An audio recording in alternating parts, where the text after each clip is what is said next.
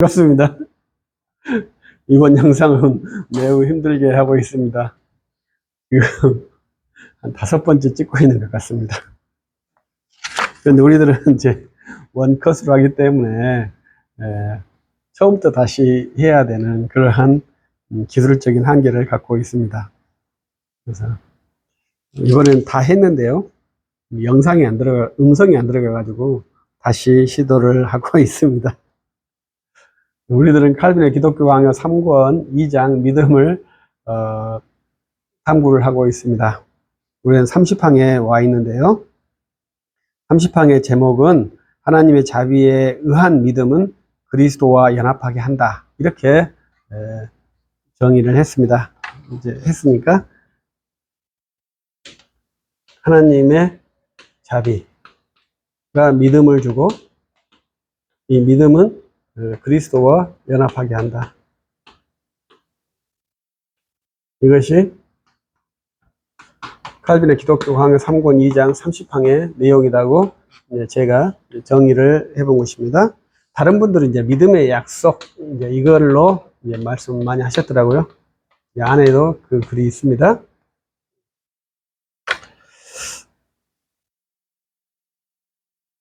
그래서 우리들은 믿음이란 것을 정의하기 위해서 칼빈의 기독교 강요 3권 2장을 보고 있는데요.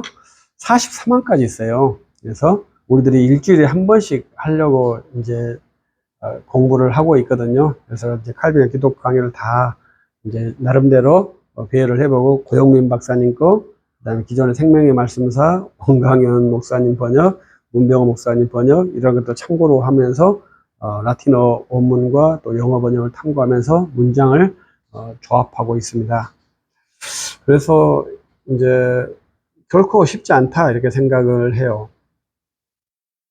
근데 우리들이 그래도 꾸준하게 탐구를 해가면서 인식의 지평이 확장되지 않을까 이렇게 생각하면서 전개하고 있고, 제가 이제 이 믿음이라는 것을 공부하면서도 항상 쉽게 무엇인가 얻을 수 없다 이런 것을 한번 말씀해 드리고 싶어요. 저는 우리가 어떠한 것을 얻기 위해서 한 10년 정도는 투자해야 되지 않느냐 이렇게 생각을 하면서 공부를 합니다. 그래서 공부가 어려운 것은 10년 투자를 망칠 수 있는 사업이 공부거든요. 근데 누가 그것을 하겠습니까? 10년 동안 열심히 온 에너지를 다 투자했는데 10년 뒤에 보니까 그것이 무산될 확률이 너무 높은 거예요. 그래서 공부를 사람들이 하지 못합니다.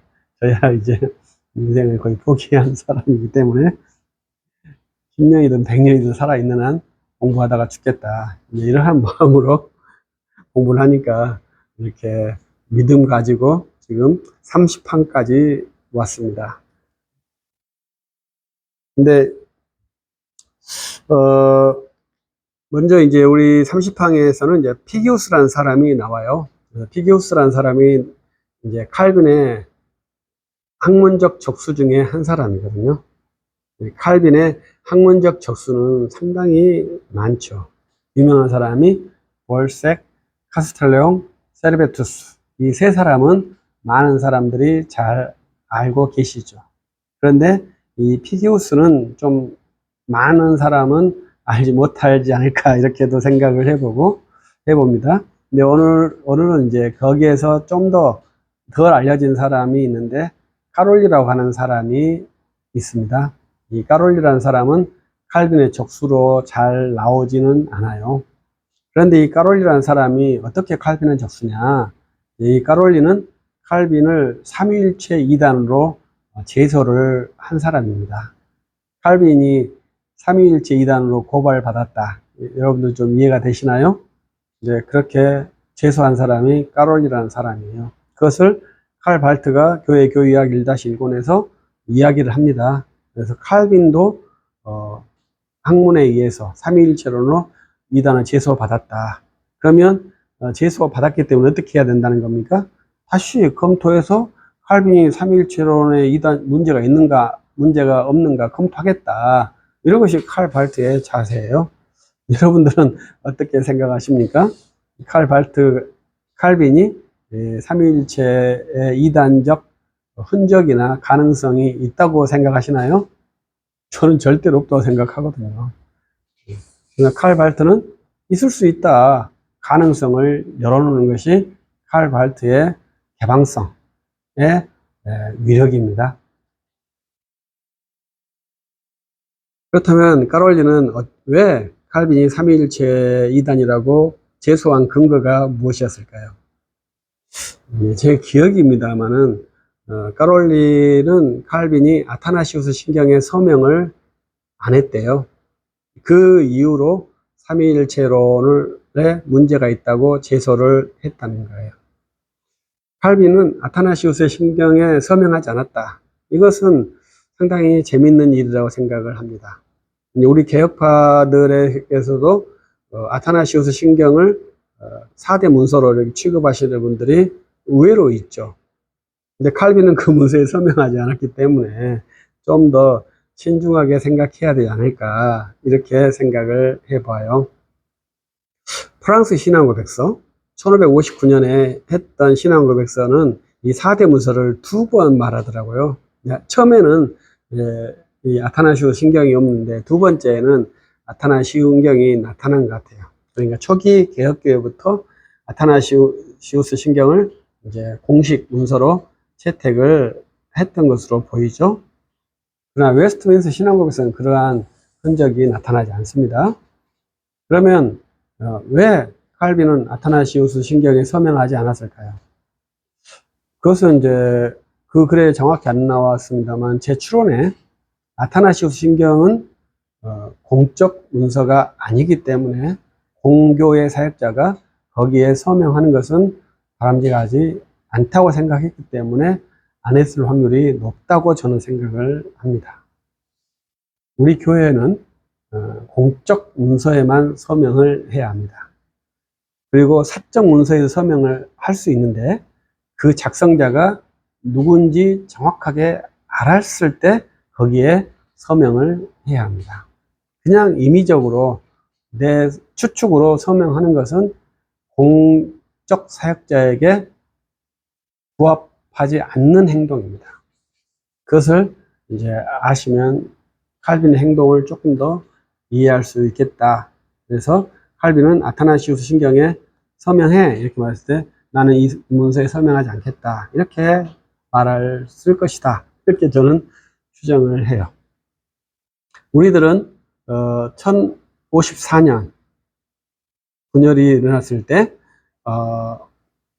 필리오케로 분열이 했다고 생각하시죠. 그건 너무나 지당하신 말씀이죠. 그러나 서쪽 카톨릭 교회와 동쪽 종교에서 차이점이 하나 더 있습니다. 뭐 라틴어, 헬라어 사용 뭐 여러 가지 있습니다만은 그 하나의 차이점이 뭐냐면 서쪽 교회는 사도신경을 고백했고 동쪽 교회는 381년 콘스탄티노플 신경을 고백한 것이 차이점입니다. 그래서 이 서쪽 교회 전통, 서방 교회 전통은 사도신경을 예배 시간에 고백하게 되어 있죠. 그래서 루터나 칼빈 이런 분들은 종교개혁 할 때 사도신경 해설을 다 했고 이 사도신경 해설로 소요리 문답을 만들기도 하고 대요리 문답을 만들기도 하죠. 그래서 소요리 문답과 대요리 문답에 들어가는 세 개의 문서가 사도신경, 십계명, 주기도문 이 세 개가 모두 들어가는 것이 특징입니다. 그래서 이 세 개의 문서는 종교개혁의 기본적인 문서라고 볼 수 있어요. 그래서 서쪽 서방교회는 사도신경을 하는 것입니다. 그래서 우리들의 교회가 사도신경을 하기 때문에 서방교회 전통에 있다 이렇게 말할 수 있어요. 그러나 지금도 정교회 분들은 381년 콘스탄티노플 신경을 합니다. WCC가 모였을 때는 정교회랑 함께 모이니까 그때 고백하는 문서는 사도신경이 아니라고 해요. 그래서 우리들이 사도신경을 고백할 때 사도신경의 작성자가 누구입니까? 전설에 의하면 12사도들의 문장이라고 하지만 전설이죠. 정확하게 작성자가 누군지를 알지 못하죠. 근데 우리들은 알지 못하는 사도신경 문서를 공예배 시간에 담대하게 말하고 있죠. 그럼 우리들은 이러한 비밀 문서를 고백하는 사모임이 되지 않겠습니까? 그래도 우리들은 이 문서를 가지고 공교회의 예배라고 담대하게 말하죠. 그 근거는 어디 있겠습니까? 그것은 우리 사도신경은 325년 니케아 회의 이전부터 교회에서 행하고 있었습니다. 그래서 그것을 자연법이라고 그러죠. 법 이전의 법이에요. 그러니까 자연법이거든요. 그러나 법 위에 있는 법은 성문법이라고 합니다. 그래서 381년 콘스탄티노플 신경은 성문법이에요. 그러나 사도신경은 교회의 자연법이라고 봐야 되겠죠. 자연법이 더 규약이 있는지, 성문법이 더 규약이 있는지는 아직까지 법에서 논란이 된다고 생각합니다. 그래도 자연법이 더 우선한다고, 우리 생활에서는 자연법이 더 우선한다고 봐야 되죠. 왜냐하면 우리가 밥 3끼 먹는다고 4끼 먹는다고 국가에서 체포하지는 않잖아요. 그것을 국가에서 법을 제정할 수도 있겠죠. 너희들은 밥을 3끼만 먹어라. 근데 내가 4끼를 먹었어. 그러니까 법으로 해서 체포하겠다. 이렇게는 안 하겠죠. 그것은 자연법과 성문법의 차이입니다. 우리들이 다양한 성적 문제도 법으로 규약하려고 하는데 그것은 과도하게 자연법 분야를 성문법이 침범하는 그러한 부당한 사례라고 볼 수 있습니다. 그래서 칼빈은 칼빈에게 적수들은 의외로 많았어요. 그래서 그러한 적수들을 칼빈이 극복하면서 신학을 전개했다. 이러한 것을 한번 이해해 줬으면 좋겠고요. 여기에서는 피기우스라는 적수, 이 피기우스라는 네덜란드의 사제는 칼빈과 자유의지로 격돌을 한 사례입니다. 이 자유의지 논쟁은 어거스틴 이후로 꾸준하게 전개되어 있고 철학에서는 이미 자유의지 논쟁이 끝났죠. 그러나 우리 신학에서는 여전히 토론이 되는 것은 우리는 하나님의 절대 주권과 인간의 의지가 충돌하기 때문에 그렇습니다. 그래서 이러한 충돌을 어떻게 해소할 것이냐 이런 것이 아주 큰 난제인데 루터는 십자가 신학으로 해소를 했죠. 그래서 십자가에 저는 멜팅이라고 다 거기서 용융 녹여서 십자가만 드러나게 하는 것이 루터가 만든 솔루션이지 않는가 이렇게 생각을 해요. 그래서 칼빈도 기독교 강요에서 십자가를 지는 것, 자기 부정 이런 것을 꾸준히 말하죠. 그것은 그만큼 신학이 인간의 이성으로 해소하지 못하는 분야가 많다는 것이죠. 철학은 인간 이성으로 하기 때문에 이미 이제 철학에서는 인간이 신되는 구조까지 다 만들어지고 있지 않습니까? 신학은 인간은 절대 하나님의 영역에 접근할 수 없는 그러한 존재로 되어 있죠. 그래서 철학과 신학의 괴리가 지금은 어마어마하게 차이가 있다고 볼 수 있겠습니다. 그래서 피기우스가 말한 것에 대해서 칼빈이 간략하게 제시를 하고 있는데 칼빈은 그들은 믿음을 파편으로 조작되어 낸 다음에 한 조각의 제안에서 공격한다. 이러한 표현을 썼어요. 그래서 믿음을 하나님의 지식을 파편화되어서 그 파편 하나를 절대화하는 방식으로 진리를 왜곡한다는 것이죠.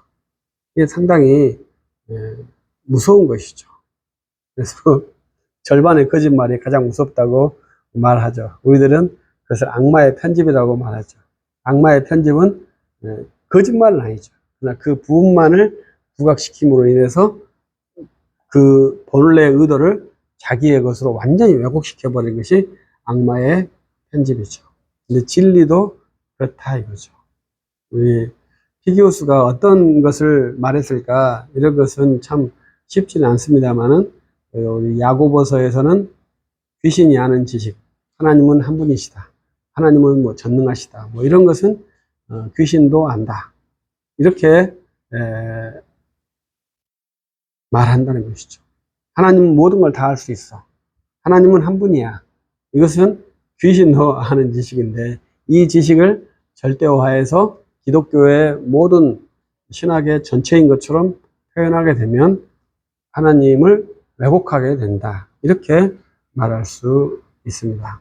그래서 저도 표현할 때 복음을 파편화시켜 가지고, 파편을 절대화시키는 것은 복음, 전체 복음을 왜곡하는 사례가 된다, 또 우리 한국교회에서도 발생을 했다고 생각합니다. 그래서 부활을 너무 강조해 가지고 십자가보다 부활을 더 강조하는, 보다 강조하는, 그렇게 말하지 않지만 그런 뉘앙스로 말을 해버리는, 부활만 강조하는 그러한 체계도 경험을 했죠.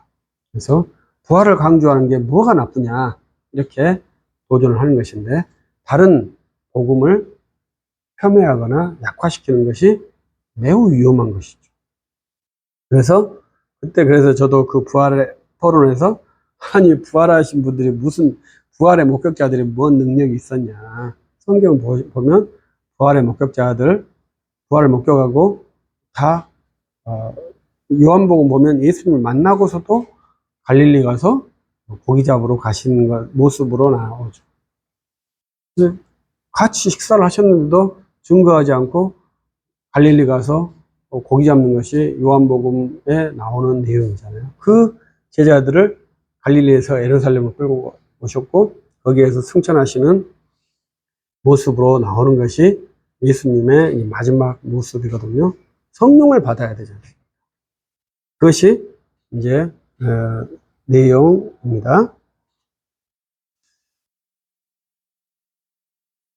그래서 파편적인 것을 가지고 하는 것은 매우 부적절합니다. 그래서 그리고 여기에서 이제 칼빈이 말하는 것은, 믿음의 대상이 위협을 주거나 은혜를 준다고 해서도 하나님은 진리시다, 이러한 표현을 해요. 이건 루터도 그러한 표현을 하는 것 같더라고요. 그래서 하나님이 우리에게, 우리 말로는 생사, 화, 복, 화를 주셔도 하나님이시고 복을 주셔도 하나님이시다, 이러한 말하고 똑같거든요. 그래서 하나님의 진리라고 하는 것은 우리를 위협해도 진리고, 우리에게 은혜를 베푸셔도 진리라는 것을 동의해야 한다.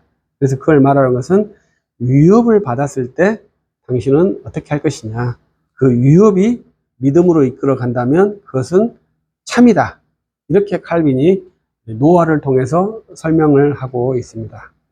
여기에서 우리들이 하나 봐야 할 것은 칼빈의 성경관입니다. 그래서 저는 성경이 몇 권이냐, 이러한 질문을 해주거든요. 그래서 신약과 구약과의 관계입니다. 구약과 신약과의 관계입니다. 성경이 한 권이다 라는 사람이 있고, 성경이 두 권이다 라는 사람이 있다는 거예요. 칼빈은 성경이 한 권이다, 이걸 강조를 합니다. 성경이 한 권이다, 이걸 강조할 때 문제점은 십자가가 약화되는 거죠. 성경이 두 권이다 강조될 때는 십자가의 구속은 강해지지만 다른 하나님의 통일성에서 약간 약화가 되는 면이 발생해요. 그래서 이 통일성과 다양성을 함께 융합하는 것이 아주 고난도의 작업입니다. 왜냐하면 우리들은 두 개의 언어를 동시에 못하니까 편향된 언어를 말할 수밖에 없거든요. 그 편향성에 있는 이 균형을 잡고 있는 언어 소리까지 들어야 이제 좋은 인격적인 교제라고 말을 할 수 있어요. 그래서 칼빈은 노아를 통해서 우리에게 소개를 했는데, 약간 염려스러운 것은 노아가 갖고 있는 구원의 서정과 우리가 갖고 있는 구원의 서정이 약간 차이가 있다는 것이죠. 노아를 이렇게 우리 연대기로 그대로 보면, 그 당시 노아 직전에 아마 에녹이 승천하셨을 것 같고, 무드셀라나 라멕이 다 살아있을 때예요. 그래서 그때는 믿음의 선진들이 아주 가깝게 모두가 다 함께 공존하던 시대입니다. 1000년 정도 사셨잖아요. 그래서 이러한 시대의 구원의 방식과 지금은 우리가 구전의 방식이 아닌 오직 선포된 복음으로만 예수를 믿는 방식은 아주 다른 체계라고 볼 수 있습니다. 그것을 동일화 시키는 것은 조금 위험하다라고 저는 생각을 합니다. 그래서 여기에서 임박한 형벌을 두려워하는 것, 이제 이러한 표현이 있는데요. 이걸 가지고 임박한 형벌을 두려워해서 무엇을 할 것이냐, 이것이 이제 상당히 재밌는 이야기 같아요. 그래서 우리들이 루터 칼빈 신학회를 하면서 송단일 목사님이 브리핑한 하이델베르그 논제를 가볍게 읽으면서 상당히 재밌는 문장들이 많이 있더라고요. 거기에서 하나가 재밌는 것이 하이델베르그 논제 17문에 율법은 백성을 절망으로 이끄는 것이 아니라 겸손으로 이끌게 한다. 이러한 표현이 있어요. 그래서 제가 이제 썼죠. 율법은 절망으로 이끄는 것이 아니다. 이렇게 썼어요. 그런데 율법을 절망으로 이끈다. 이렇게 주장하는 학자는 있습니다. 그 학자의 이름은 윌리엄 퍼킨스더라고요. 그래서 절망에 이르게 하는 것이 준비론의 단계거든요. 절망에서 구주를 찾도록 한다. 이런 것이 준비론인데, 퍼킨스는 누구한테 그걸 배웠냐 이거예요. 루터는 절망으로 이끌지 않는다라고 선언을 했다는 것이죠. 겸손을 이끈다고 했다는 것이죠. 칼빈은 그 위협에서 믿음으로 이끈다. 이렇게 표현을 했다는 것이죠. 그래서 이러한 것들을 한번 이해를 하면 좋겠고요. 근데 루터의 그 하이델베르 논제의 아주 충격적인 말은 십자가 신학이 없으면 진리를 악이라고 평가하고 악을 선이라고 평가하게 된다. 이러한 아주 무서운 말을 해요. 그래서 이러한 말은 루터가 실존적으로 경험하는 것이거든요. 그래서 내가 지금 저것을 진리라고 평가하는데 진짜 내가 이것이 진리인지 어떻게 확인하냐 이거예요. 나는 알 수 없다는 거죠. 왜? 나는 왜곡될 수 있으니까. 나는 부패되어 있으니까. 그러면 저것을 어떻게 평가하느냐 했을 때 루터가 말했던 것은 십자가로 평가하겠다. 이렇게 구도화시켰다고 생각을 해요. 칼빈에게 와서는 그것을 성경 해석으로 이끌어가서 성경에 합당한 해석을 하도록 하는 것이 칼빈이 추구했던 방식이라고 저는 생각을 합니다. 그래서 칼빈에게 와서는 목사와 목사들의 회집을 통해서 끊임없는 검증 과정을 칼빈은 만들어냈어요. 그래서 우리들이 목사들이 항상 모여서 토론을 해야 되는 것은 칼빈이 만들어 놓은 목사회라는 컨스트러라는 그러한 구조입니다. 그래서 그것은 너가 어떤 생각이니 항상 검증을 받도록 칼빈이 구도화시킨 거예요.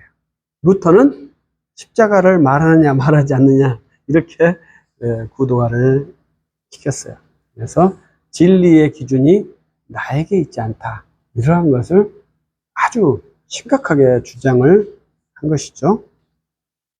그리고 이제 칼빈은 이제 우리를 비방하는 자들은 우리가 전체 말씀을 부인하는 것처럼 중상모략한다 이렇게 말해요. 그래서 칼빈은 하나님의 전체 말씀, 우리 말씀했듯이 복음의 전체를 우리는 훼손되지 않도록 A를 강조하기 위해서 B 복음을 훼손하면 안 된다 이거죠. 전체 복음을 동일하게 말할 수는 없죠. 그러나 그것을 동일한 가치를 갖고 있어야 한다. 그래서 이제 사도 바울이 데살로니가에서 3주 설교했거든요. 그런데 데살로니가 교회에서 어떤 문제가 발생했나요? 십자가와 부활의 문제가 발생했나요? 재림의 문제가 발생했지 않습니까? 사도 바울이 3주 설교할 때 재림에 대한 설교가 들어가 있었다는 것이죠. 그런데 그 교인들이 재림을 잘못 이해해서 교회에 문제가 발생했던 것이죠. 그래서 사도 바울이 데살로니가 전후서를 써서 재림에 대해서 다시 교육해서 성도들을 바로 잡는 것이죠. 사도 바울이 십자가와 부활을 선포했다. 이렇게 생각하면 안 된다 이것이죠. 데살로니가 교회에서 재림도 선포했다는 것이죠. 그래서 복음은 전체 내용을 전하는 것이고 부분의 내용을 전할 때에도 다른 부분의 복음을 훼손하거나 평가절하하는 방식으로 복음을 전도하는 것은 매우 부적절하다. 이렇게 말할 수 있겠습니다. 그리고 여기에서 이제 두 가지 요점을 말하는데 은혜의 약속 그리고 그리스도와 한 몸 이 두 개를 말하고 있습니다. 그래서 많은 분들이 은혜의 약속과 그리스도 한 몸을 이 책의 요약으로 말하는데 저는 밑에 있는 하나님의 자비가 믿음, 그리스도의 납 이렇게 제시를 하고 있습니다. 그래서 여기에서는 재밌는 표현을 하는데 믿음과 그리스도와 한 몸 되는 것 이것을 순서를 칼빈이 말을 해요. 그래서 믿음이 있으면 반드시 그리스도와 한 몸이 된다 이러한 것이고 만약에 한 몸이 되지 않는 믿음이 있다면 그 믿음은 가짜다 이러한 표현을 해요. 상당히 재미있는 것이죠. 우리들이 논리 문제에서 말과 마차는 항상 함께 있지만 순서가 바뀌면 그것은 오류라는 것이거든요. 그래서 믿음과 연합. 그래서 믿음이 있으면 반드시 연합이 있어야 되고 연합이 있는데 믿음이 없다면 그 믿음은 가짜라. 이렇게 말하는 것이 칼빈의 지금 제시하는 내용입니다. 그리고 이제 다음에서는 믿음이 있는 자는 이제 하나님의 아들이고 신자라고 칼빈이 제시하고 있습니다. 여기서 유기를 말하거든요. 하나님의 자녀와 유기를 말을 합니다. 어떤 분은 유기도 선택으로 보시는 분도 있는데 유기는 선택이 아니죠. 유기는 죄악된 사람들의 보편화죠. 일반화죠. 거기에서 우리를 선택한 특별 은혜가 적용되는 것이죠. 그래서 유기를 선택으로 말하는 것은 상당히 위험한 표현이라고 저는 생각을 합니다. 그래서 하나님의 아들들은 믿음이 있는 것이죠. 그래서 그 믿음은 하나님의 경고도, 하나님의 복도 다 기쁘게 받아들인 것입니다. 여기에서 재밌는 표현은 뭐냐면 하나님의 명령을 다 받아들이면 신자인가 이런 표현을 해요. 그렇지 않다는 거죠. 그래서 뭘 말해요? 하나님의 자비를 말하는 거죠. 루터와 칼빈의 공통적인 특징이죠. 하나님의 경고를 무섭게 받아들인다고 해서 신자냐? 그렇지 않다. 자비에 근거해야 된다. 그래서 저는 이제 약속이 아니라 하나님의 자비에 근거를 해야 한다. 그래서 이 자비에 근거한 믿음이어야 확실한 상태다. 이렇게 칼빈이 제시를 해요. 그래서 제가 여기에서 지식을 하나 보완한 게 있어요. 그것은 저는 이신칭의와 구원의 확실성을 굉장히 결부시키고 그 다음에 이신칭의와 단번에 이룬 구원 이것을 결부시켜서 이신칭의는 뭐냐? 믿음으로 구원 얻음인데 단번에 이루신 구원이 우리에게 주어지는 것이고 또 구원의 확실성이 있는 것이다. 그런데 이 구원의 확실성은 어디서 가질 수 있느냐? 우리들은 내가 믿으면 구원의 확실성이 있습니다. 이렇게 가르치는 것 아니겠습니까? 그런데 칼빈은 하나님의 자비에 근거하지 않은 믿음은 가짜다. 이렇게 말을 하는 거예요. 그래서 저는 우리 구원의 확실성을 하나님의 예정에서 두었거든요. 근데 여기서는 하나님의 자비에 두고 있다. 이것이 큰 특징입니다. 근데 저는 이제 서철원 목사님께 공부를 배웠는데 서철원 목사님 아마 구원의 확실성을 십자가의 구속의 공로, 그 공로의 탁월성에 근거해서 우리 구원의 확실성을 둔다고 봐요. 저도 그 피의 공로의 절대성, 그 유효성에 대해서 굉장히 귀하게 생각하기 때문에 우리 구원의 확실성은 하나님의 예정, 그리고 또 십자가의 공로의 확실성, 그리고 여기 말하면 자비, 이런 것에 근거해서 구원의 확실성을 두면 좋겠다. 이러한 바람을 가지고 있습니다. 여기에서 우리 문병호 교수님께서는 한 줄을 빠꾸 번역을 하셨더라고요. 한번 그것은 여러분들이 번역해서 한번 찾아보시면 좋겠고요. 그래서 거기에서는 이제 접붙임과 관련하고 접붙임과 믿음의 관계를 제시를 하고 있는 것을 빼뜨리셨더라고요. 그리고 여기에서 이제 다시 나오는 것이 이제 구원하는 믿음, 세이빙 페이스에 대해서 말을 하고 있습니다. 세이빙 페이스도 회심 준비론을 이렇게 주장하신 분들의 의견을 보면 두 가지가 있는 것 같아요. 회심 준비론자들이 말하는 세이빙 페이스가 있고, 또 칼빈이 말하는 세이빙 페이스는 준비론 단계가 아니거든요. 접붙임 후 단계거든요. 그래서 제가 준비라는 것이 두 가지가 있다. 회심 전에 준비가 있고 회심 후에 준비가 있다. 이렇게 제가 제안도 하기도 하거든요. 회심 준비론은 회심 전에 준비를 하는 것이거든요. 근데 이것은 지금 칭의 후에 구원하는 믿음, 페이스예요.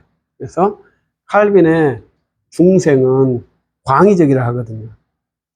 우리는 칭의와 성화를 구분하려고 하지 않습니까? 근데 칼빈의 그 구원에는 이것을 함께 보는 거죠. 그래서 칭의와 성화의 설교를 꾸준히 반복하게 하는 것이 칼빈의 그 구원 도식의 특징이에요. 저는 칼빈의 구원, 그것이 훨씬 더 우리들에게 무게가 있고 도전적이고 저교하다고 생각을 합니다. 당신은 칭의 받았기 때문에 이제 성화에 들어가 이렇게 말할 수는 없고요. 당신은 칭의를 받지 않았으니까 회심을 준비해 이렇게 말하는 것도 부당하죠. 그래서 우리들은 복음의 사람들에게 칭의와 성화를 항상 반복적으로 설교를 하면서 세이빙 페이스를 이루어가는 것이죠. 그것이 믿음의 신비라고 봐야 되죠. 가끔 너는 그걸 아냐 이렇게 물어보는 사람도 있어요. 우리가 알겠습니까? 모르죠. 하나님의 자비에 근거하고 하나님의 애정에 근거해서 매뉴얼대로 말씀에 순종해 사는 것이지 무엇을 알아서 하겠습니까? 제가 안다면 얼마나 그것이 참남한 소리입니까? 내가 하나님께서 구원하는 사람과 구원하지 않는 사람을 안다는 것은 정말 참남하다고 저는 생각을 하거든요. 사도 베드로께서는 그 성령이 모욕하는지 알았죠. 그래서 쳐서 아나니아와 삽비라가 죽었지 않습니까? 그 일을 우리가 지금 하면 되겠습니까? 그 일을 하면 안 됩니다. 그것은 최소한 장로교인은 하면 안 돼요. 개혁교회는 하면 안 돼요. 왜? 우리는 사도는 임시직이라고 그 엑스트라 오디너리거든요. 지금은 사도적 직분이 우리가 수행하지 않아요. 그래서 우리들은 너가 성령을 안 받았구나 쳐서 내 자리에서 굴복을 시키는 것은 사도성을 침범하는 거예요. 매우 위험한 행동이고 있을 수 없는 행동이죠. 그래서 제가 가끔 비유로 혹시라도 이제 관심법을 통해서 그 영을 알았다 할지라도 우리 매뉴얼은 말하면 안 된다. 우리는 자연스럽게 모르니까 믿음대로 복음을 선포하는 것이죠. 그래서 우리 장로교는 7위 장로를 두었지 않습니까? 7위 장로를 두는 목적은 목사가 설교를 전무하도록 하는 아주 고도화된 작업이라고 봐요. 그래서 저는 장로님들이 신방하고 막 그렇게 하도록 되어 있잖아요. 우리 구조가. 왜 그렇냐 이거예요. 그때 목사가 설교할 때 양심적으로 제재를 받지 않기 위해서 한다. 저는 그렇게 생각을 해요. 목사가 성도님들과 접촉을 하게 되면 설교할 때 인간적으로 브레이크가 걸릴 수 있거든요. 그 접촉한 경험에 의해서. 순수하게 복음을 선포하지 못하게 되어 있어요. 그러나 장로님을 필터링해서 성도님을 만나면 장로님들이 그것을 목사가 양심의 제재를 받지 않도록 보호해 주니까 목사는 강단에서 자기의 전 영혼을 바쳐서 설교를 하죠. 그럼 성도들이 저것은 내 말을 하는 것이구나 해도 복음에 순종해서 기쁘게 순종을 하겠죠. 그것이 장로교의 제도의 진짜 눈물 나는 제도입니다. 장로 제도가. 순수한 복음을 사랑하는 사람들이 모인 거예요. 근데 그 제도가 활용이 안 되니까 성도님들이 목사님이 나를 치네? 이러한 실전적으로 그러한 일들이 발생하잖아요. 그 일이 발생하는 이유는 목사가 신방을 하기 때문에 발생을 하는 거예요. 천주교는 신방을 안 하니까 고해성사 방에 들어가서도 얼굴을 못 보잖아요. 누가 내 고해성사를 받는지 모르잖아요. 그러니까 잘 모를 수도 있죠. 그리고 우리들은 대면에서 정확하게 사정들을 다 교류를 하는데 그걸 목사의 기억에 있기 때문에 당연히 의식이 있으면 의식이 작동해서 언어로 표출이 되게 돼 있죠. 인간은 어쩔 수 없습니다. 그걸 통제하려면 어마어마한 노력을 해야 돼요. 그래서 우리는 장로 제도 중에 하나는 저는 복음 선포에 있다고 보거든요. 복음 선포를 정말로 사랑했기 때문에 목사의 고유의 직무인 성도를 성찰하는 일을 장로에게 위탁을 시켜서 수행을 해요. 그래서 성도들의 개별자의 양심을 고려하지 않고 하나님 주신 말씀을 그대로 성도들에게 선포하게 하는 것이 장로교의 정말로 가슴 아픈 제도라고 생각을 합니다. 그래서 이 구원하는 믿음을 가지고 있고, 그래서 칼빈이 여기서 믿음의 말씀이라고 이제 정의를 하고 있는 거예요. 루터와 칼빈의 공통점이 뭘까요? 여러 가지가 있겠습니다만은 그 중 하나가 종교개혁을 이룰 수 있는 그 수단은 믿음의 말씀이라는 겁니다. 이신칭이라고 말하면 좀 아니라고 하면 좀 그렇겠습니다만은 실제 효력은 믿음의 말씀을 통해서 일어나게 됩니다. 칼빈은 30강 마지막에서 믿음의 말씀에 대해서 말하고 있는 것이 이제 믿음과 믿음의 말씀을 결합시키는 것이 마지막에 있는 거예요. 그래서 10장에는 율법으로 말미암은 6절에서는 믿음으로 말미암은 이렇게 나오는데 8절에서 믿음의 말씀이다. 우리가 전파하는 믿음의 말씀이다. 이렇게 말한 것이 로마서 10장에 나와 있는 말씀이거든요. 믿음으로 말미암은 의도 아니고 율법으로 말미암은 의도 아니고 믿음으로 말미암은 의도 아니고 우리가 전파하는 믿음의 말씀이다. 이렇게 제시하는 것이 로마서 10장의 말씀이에요. 정말로 충격적이라고 저는 봐요. 그래서 저는 로마서의 칭의론 3장, 5장, 6장, 3장, 4장, 5장, 6장 그게 아니라 이 로마서 10장에 있다고 봐요. 그래서 우리가 전하는 말씀, 이 복음을 전하는 아름다운 발길, 누구든지 주의 이름을 부르는 자는 구원을 얻으리라. 주의 이름을 부르는 자가 구원을 얻습니다. 주의 이름을 부르는 자가 구원을 얻습니다. 여기서 재밌는 거잖아요. 믿는 자가 구원을 얻는다. 이러한 표현도 있겠습니다만은 주의 이름을 부르는 자가 구원을 얻는다. 이렇게 말하거든요. 그래서 우리들이 칼빈과 루터의 가르침을 따른다면 십자가 신학 매우 좋습니다. 성경을 붙드는 신학 매우 좋습니다. 그래서 그 중심에 믿음이란 것이 있는데 이 칼빈은 그 믿음을 정확하게 규정하지는 않아요. 그리고 끊임없이 하나님 앞에 정진하도록 하는데 그 하나님의 자비에 호소한다는 것이 루터와 칼빈의 아주 공통점입니다. 제 후배 목사님이 페이스북에 계속 하나님의 자비에 대해서 칼빈 신학에서 올리고 있어요. 근데 칼빈이 그렇게 하나님의 자비를 풍성하게 말했다는 거예요. 그리고 종교개혁의 큰 가치 중 하나가 하나님의 자비입니다. 하나님께서 자비롭게 우리에게 믿음을 주셔서 구원의 확신을 이루게 한다. 이건 칼빈의 가르침입니다. 그리고 믿음의 말씀을 통해서 우리들은 살아야 한다. 이것이 칼빈의 가르침입니다. 감사합니다.